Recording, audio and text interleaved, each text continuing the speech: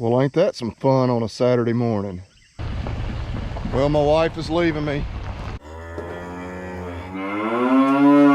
But yes, a good morning from Hurricane Creek Farms on what's starting off as a really nice Saturday. I think it's gonna get blazing hot before too long. Yeah, the girls are off to a horse show. I think Willis is actually still asleep. It's just now 6. I'm gonna get him up here in just a minute. We're gonna start doing some chores. I was walking out here to the garden as they left. We started some really light sweet corn. Of course, I'm gonna need to thin this out. Just a couple of rows, not very much. Got something coming up that failed earlier.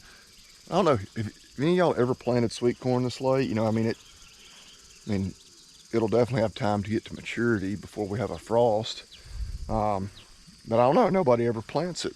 You know, most folks have already harvested the crop, but it's got me to thinking. I'm sure there's probably a reason why people don't plant it this late or try to double crop it and plant another. Maybe bugs and whatnot get to it, but we'll see here over these next few weeks to a couple of months. Okay, I got a sprinkler going on the side back here. It's probably been running long enough. I don't really want to go do chores and leave the sprinkler running, because then I'll kind of forget about it, and before long, it's run for 2 hours, and I mean, I don't guess that would hurt anything other than my pocketbook. But all right, we'll go wake Willis up and start getting some chores done. Well, I decided to let the boy sleep for a few minutes. He's just right up there at the house, but he doesn't sleep in a lot of times. He gets up real early, so I thought, well, we'll let him sleep in a little bit today. That way tomorrow on Sunday, whenever I try to sleep in maybe a little bit, he'll have a TV cranked up in the living room about 5:30 in the morning. So yeah, that's the way it goes. Those of y'all with kids roughly that age know what I mean. But anyway, yeah, we're just right here behind the house. We're gonna go ahead and move these cows. I've eaten this pasture back pretty darn good. I'll do a little forage nerd for a minute. Good grass in here, a lot of weeds, a lot of this common ragweed. You can see, probably tell right there, that they will eat that, especially kind of eat the top side of it. So we kind of really made them stay in here. I don't know. The debate is always, you know, do we go ahead and spray, sacrifice what clover we do have, you know, get rid of these broadleaf weeds. This particular pasture, again, right behind the house where we feed hay all winter, you know, takes a beating all winter long because of all those animals and how wet it is. And so it's not like this is one for us to really super intensely manage for the absolute best forage, but the ground is really good because there's a lot of manure in here. The grass we do have is really thick, but yeah, they've just grazed it back here pretty hard. So we'll see if we can get them all down here.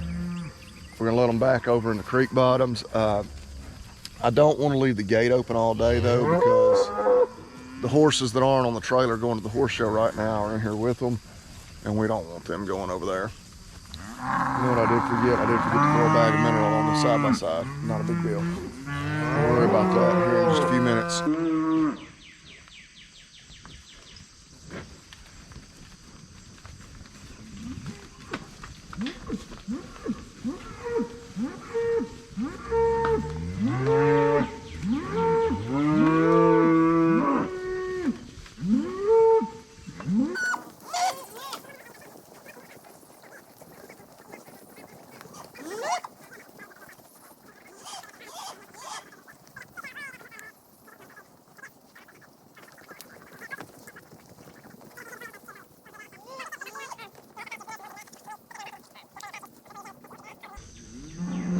They could have stood a little more mineral anyway, even if they were standing here.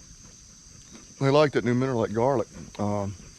Makes it smell good. I don't know if the garlic really attracts them. Of course, we use that more as a fly deterrent. But I noticed up the road too, where we put a bag out for those yearling heifers, they ate through it pretty good. So, which we won't worry about that feeder. We'll put some in the feeder out there in the bottom. And then we also need to take a bag up the road when we head up there here in just a bit. So we got 2 cows way back on the hillside over there. Need them to come on this way too. which I guess they don't absolutely have to. As long as I shut this gate right here, they're all coming through. I can leave that gate over there open because the horses are in here. So I actually don't have to worry about those two. They're definitely gonna head this way once they see everybody's going to new grass, but probably won't be able to stay up at the creek bottom too long. You know, that pasture, I mean, there's some warm season grass, but when we put that ground back into, you know, perennial pastures, what, 3 or 4 years ago, it's a fescue orchard grass and clover mix. So all those cool seasons not doing a whole lot here in the middle of July, but they'll have a couple days of graze and then we'll move them back over to the neighbor's place. Well, ain't that some fun on a Saturday morning? I'm not even entirely sure why it did that. It's actually this tire that notoriously runs a little low that we just plugged the other day. You can see it's a little low right now. As I was pulling through the gate, I don't know if it just pushed that tire off the rim. Good grief. All right, well, so much for riding back there and looking at those cows. They're really riding much anywhere. I think I am gonna go ahead and drive it up to the barn like that. As much as I probably shouldn't.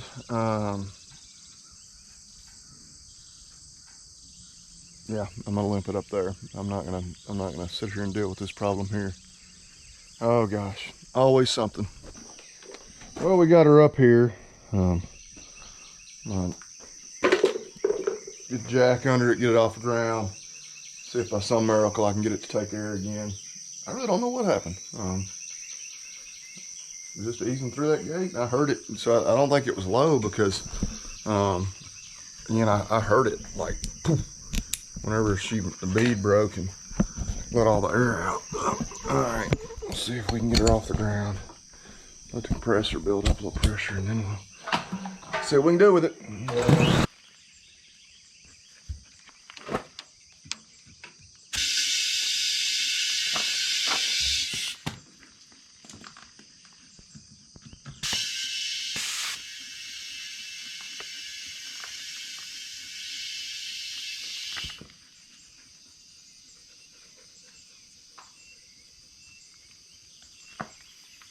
Taking air.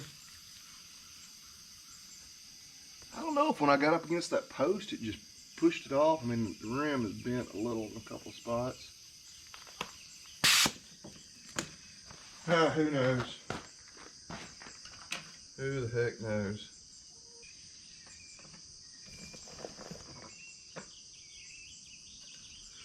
Well, I guess we're back in business. Well, I was bringing a bag of mineral down here, but you see the calves are already attacking. There may still be plenty of mineral in there. There's a little still in there. Give me a second, gang, and I'll get y'all a brand new bag. Yeah, this one's not completely loose, or empty of the loose mineral. We always keep the block in here so that they're never completely without.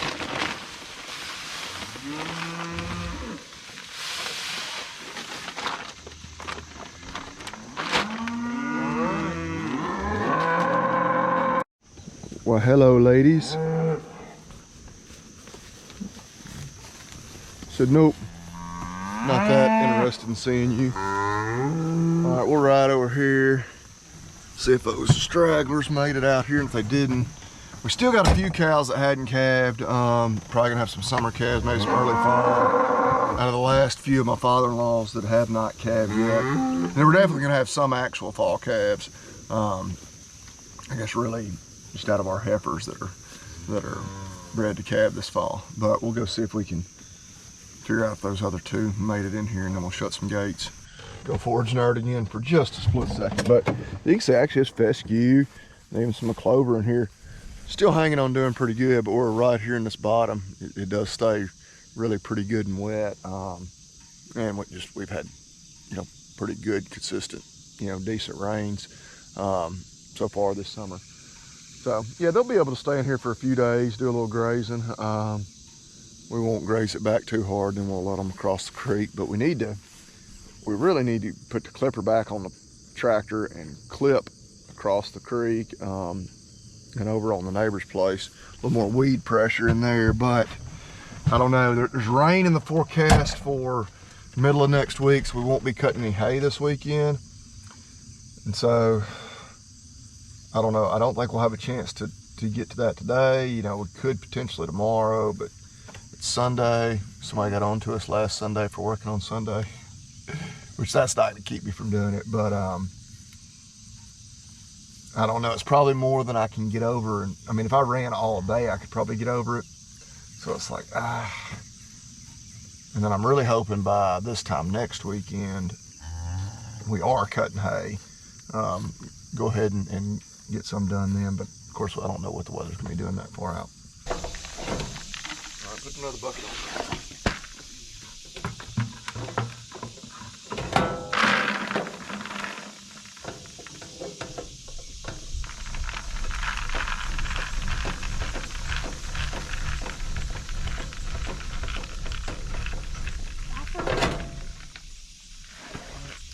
Put another one under there. 4 of them is what we'll take.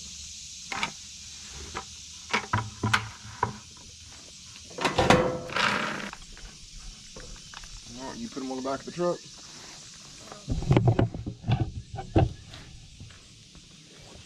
I'm gonna put them on the back of the truck.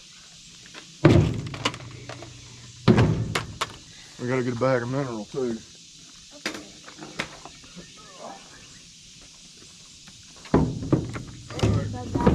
Load up. Let's head out.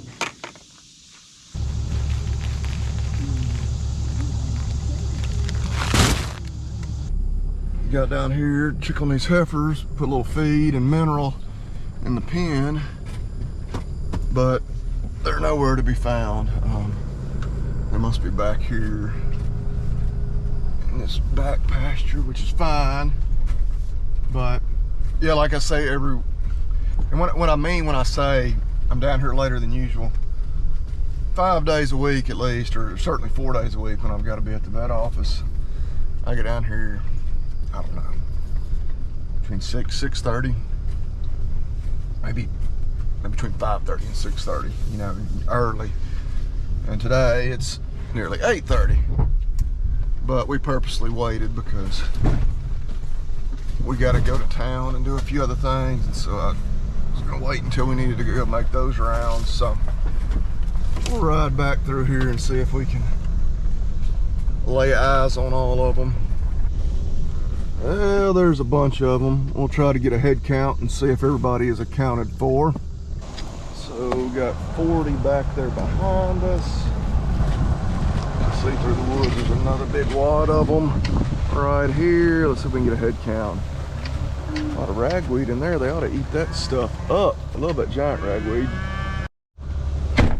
Okay, we can confirm that is everyone. So now we can head to town, right? All right. Which if they wanted to stay back here and graze, that'd be fine with me. The better grass is back here.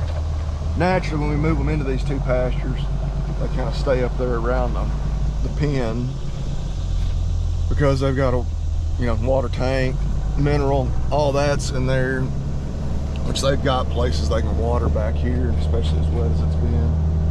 Kind of real shallow.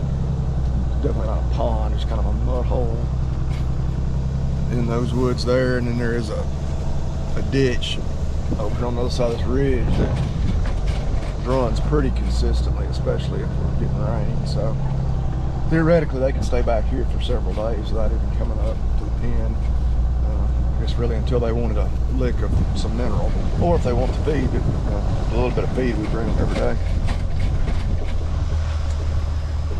Yep, they're gonna follow us. All right, good morning. Trying to even think what we did the rest of the day yesterday. We were gonna move some hay, some round hay home, but then I went and helped my brother move a little bit. Got home, just didn't feel like doing that anymore. So what we're gonna do this morning is something I have been putting off for a while. need to unload the rest of this alfalfa. It's only about 50 bales still on the trailer. She's been feeding some of her horses, which I'm actually gonna get on to her now as I look at it. This bale is cut open. Well, that's fine because they're feeding a little. But then that bale is also cut open. Like, how many bales do you need cut open at once? One at a time, baby, one at a time. But the little bit of alfalfa we had gotten even earlier was had a little bit of a molding issue. It was baled just a little wet. My buddy that does bale and sell this to us did make it right for us. We went ahead and got some real good stuff. We're still kind of trying to feed that here and there, just being real careful with it. But I need to move it so that we, it's just separated.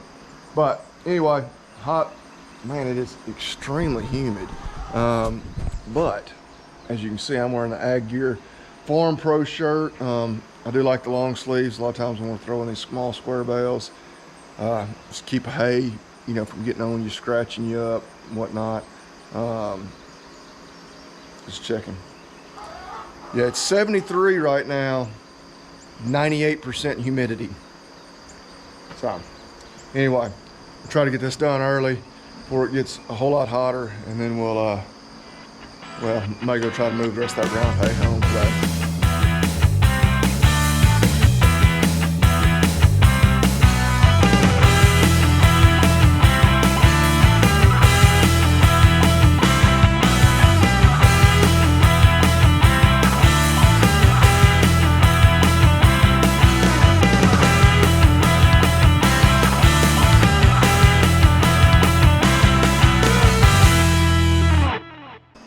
Okay, got her stacked. We didn't go as high as we could have because we didn't have to.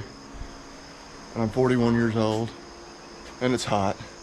But yeah, Ag Gear Farm Pro, perforated under the sleeves, on the back, or actually I guess just down the sides. It's the stockyard that's perforated on the back, stockyard and the hay biter. But yeah, this is the perfect shirt for stacking a little hay. Whew. Yeah, as always, go to aggearstore.com, use the discount code Hurricane, 15% off. Can't beat that. All right, I'm gonna unhook this trailer somewhere around here, and then I guess we're gonna hook the hay trailer up to the ram and go feed some heifers, and then swing back by and bring a load of hay home while we're doing it. And yes, our tire, I noticed it was just a little low this morning. And then, I mean, not even that low, just me driving over here. So I'm afraid it doesn't have a good bead for whatever reason. That rim is bent a little bit. Like what I'm gonna do is take, and the other front tire leaks. I plugged it. It was leaking at the valve stem. I replaced the valve core. I've done all kinds of things. Can't keep it holding there. I'm just gonna take both wheels and tires off. Take them into town tomorrow, drop them off and say, fix them. If I need new tires, fine. If I need a new wheel and tire, okay, that sucks, but that's fine. All right, it's a good deal. I love getting an early start like this on a weekend. It's only 6:30. Already accomplished something I've been putting off for weeks. So let's see if we can go. Just a couple more things checked off the do list. Apologies to the don't work on Sunday guy. Here I am working on Sunday, but we have a potluck at church today too, so you better believe we're gonna be there. I just gotta get, well, and whatever we don't get done before church, we'll get done after church. And you know what? I believe the Lord will forgive me. This crew is a little bit uncertain of why I'm pulling this gooseneck trailer. We're in the general direction that we needed to go to get the hay too, so I was like, well, I'll just pull the trailer down here. They won't mind too much. I hadn't really done a walk through the heifers with y'all in a while. They're looking pretty good. I don't know. I was talking to my brother yesterday. Like I say, we helped him move just a little, and they built a house and get moved in. But he was looking back at some pictures of our steers from previous years. He's like, man, I thought our steers were a lot bigger by this point in time than these heifers are, and we bought them about the same size and time frame that we normally would buy our steers. So I don't know.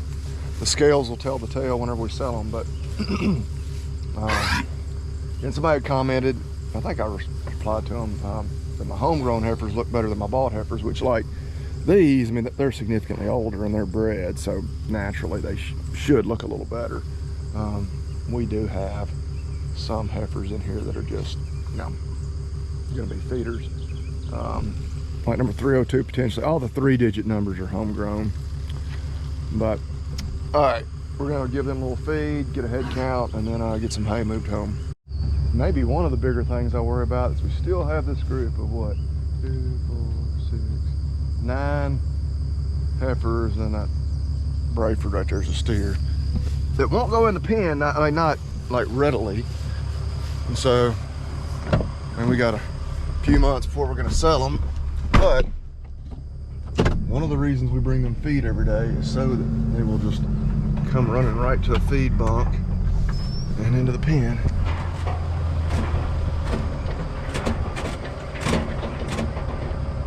Here as we drive off. Look, they're still a little worried. They're like, well, what's he up to?